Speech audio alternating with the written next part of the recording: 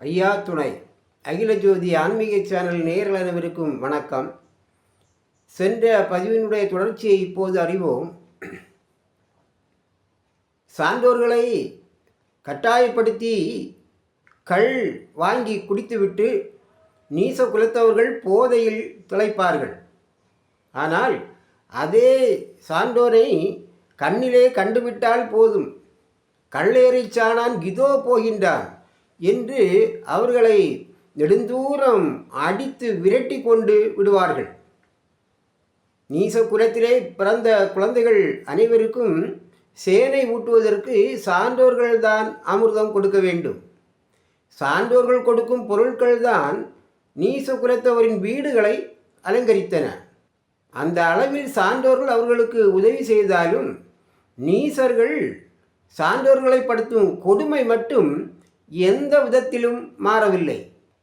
இவ்வாறு சான்றோர்கள் என்று சொல்லக்கூடிய நமது முன்னோர்கள் எப்படிப்பட்ட வாழ்க்கையை வாழ்ந்தார்கள், ஆனால் நாம் இன்று எப்படிப்பட்ட வாழ்க்கை வாழ்ந்து வருகின்றோம் என்று எண்ணி பார்க்கும்போது நமது முன்னோர்கள் வாழ்ந்த கொடுமையான வாழ்க்கையை எண்ணி இரத்த கண்ணீர் தான் வருகிறது. உயர் சாதிக்காரர்கள் மட்டுமே செல்லக்கூடிய பாதை என்று இப்போது இல்லை. நாம் எந்த பாதை வழியாகவும் நடந்து செல்வதோடு கார் போன்ற வாகனங்களிலும் பயணித்து கொண்டிருக்கின்றோம்.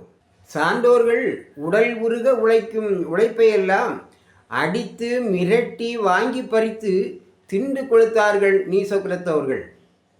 சான்றோர்கள் பட்டினியால் வாடி செத்து மடிந்தார்கள். ஆனால் இன்று அந்த நிலைமை இல்லை. அவரவர்கள் உழைக்கும் உழைப்பை அவரவர்களே ஆண்டு அனுபவித்து வருகின்றோம். பசி பட்டினி என்கின்ற நிலைமை இன்று இல்லை.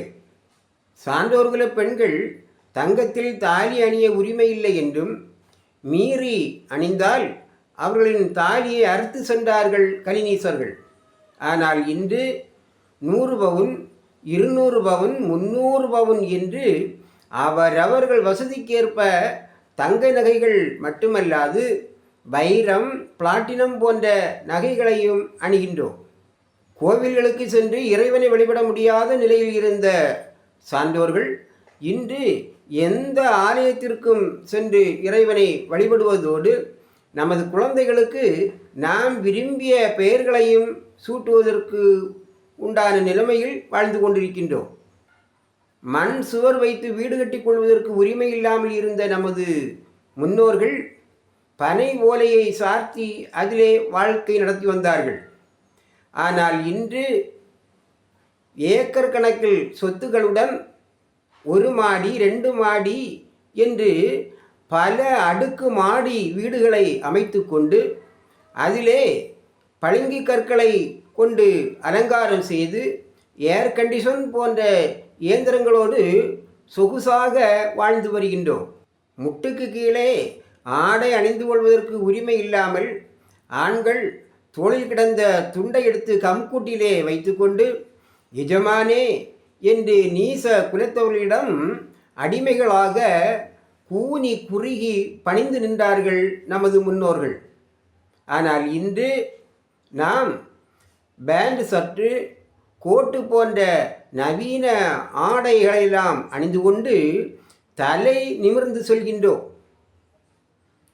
பெண்கள் தோள்சீலை அணியக்கூடாது, மேலாடை அணியக்கூடாது என்று தடை விதித்திருந்த அந்த நிலைமை மாறி இன்று பெண்கள் அவரவர்கள் விரும்பும் ஆடை அணிகலன்களை அணிந்து கொண்டு சுதந்திரமாக வாழ்ந்து வருகின்றோம். மொத்தத்தில் இப்படிப்பட்ட பிரகாசமான உயர்ந்த ஒரு வாழ்க்கை நமக்கு ஏற்பட காரணமாக இருந்தவர் நமது இறைவன் ஐயா வைகுண்ட பரம்பொருள் என்பதை இன்று நாம் மறந்துவிட்டோம். அவருடைய வருகையால் தான் நமது அடிமை விலங்கு ஒடிந்தது. ஆலய பிரவேசம் போன்ற முன்னேற்றமான வாழ்க்கை நமக்கு கிடைத்தது. கலியரசனும் அவனை சார்ந்த சாதிக்காரர்களும் சான்றோர்களை படுத்தும் கொடுமைகளை கண்டு பொறுக்க முடியாத பத்மநாப சுவாமியாகிய நாராயணர் அவனுக்கு அறிவுரை கூற வருகின்றார். இதனுடைய தொடர்ச்சியை நாம் அடுத்த பதிவிலே அறிவோம். ஐயா துணை.